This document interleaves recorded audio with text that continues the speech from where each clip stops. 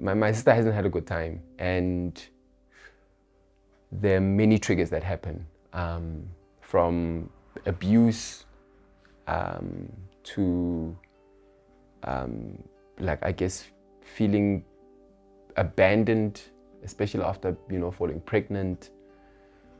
And it's taken a while for me to understand how to even respond to my sister without pushing her to the edge too much. Because what happens with bipolar sometimes is that there's a high of joy, and then there's a quick low of depression, a low of, yo, I want to die, right? And sometimes you need to be patient in understanding, you know, where they're coming from. And I hate the medication, man. I hate it because I never spend time with my sister because of that. The only time I can spend time with my sister is like at night, but at night she needs to sleep, you know. And even though we make fun of it sometimes, yeah, but I see how it's affecting the way that my niece even sees how we should be spending time together, because it's always taken away by the medication. It's taken away by mental illness, you know. It's taken away by what is supposed to help her to recover, but it's taking away from us, you know. That's painful.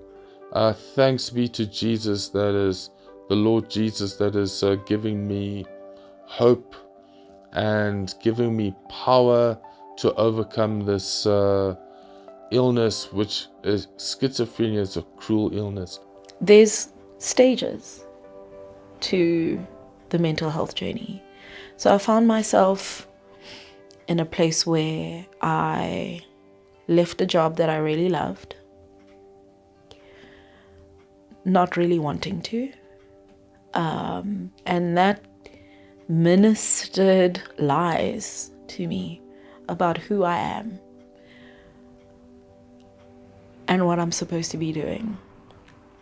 And God used that to kind of direct me into this place where I am now, where I don't feel suicidal anymore, but I don't feel light either. I don't feel suicidal. I don't really feel lovable. I don't feel suicidal, but I don't feel beautiful. I don't feel suicidal, but I don't feel like I have purpose. But I don't feel suicidal. So like now, like I'm in this place of just grieving. And it's funny, as I walked in here today, I've been having today's a bad day. Yesterday was a good day. Today's a bad day. They chop and change. Not having a good day today, but as I walked in, people were just like, you're walking like a ray of sunshine. It's like, you can have it, because I don't feel like I'm doing anything with it. I feel like I can't really let it in, so you can have it.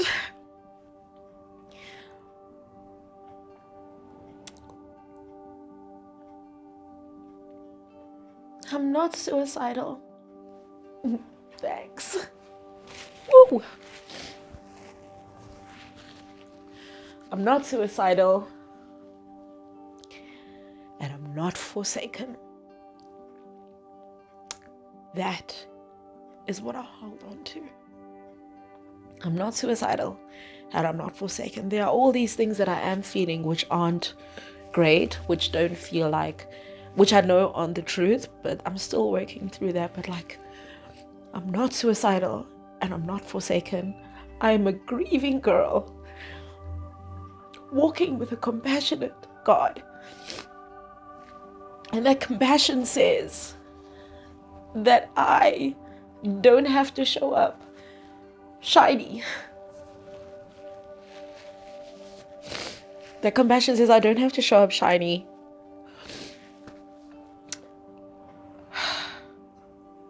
Because the truth is, like, I'm so tired of my mental health.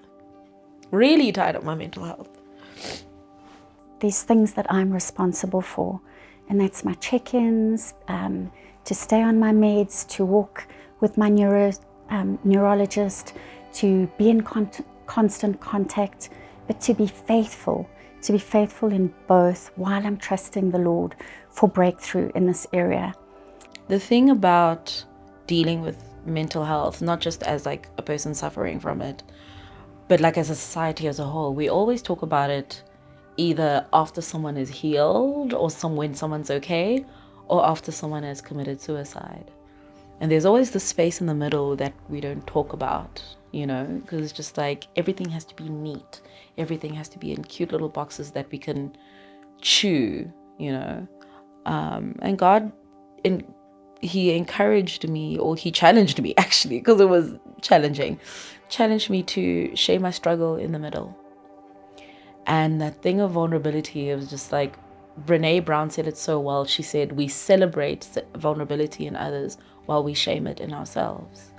And I posted a post on Instagram and Facebook a few weeks ago where I shared one of those dark days. My place was a mess and wasn't even answering calls except for my mother, because she'll call the police.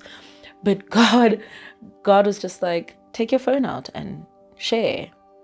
And it's just like, no, people can't see this. But anyway, so I shared my story, and that like sometimes you honestly just pray to God. It's just like, God, you can take me, hey? Like, take me.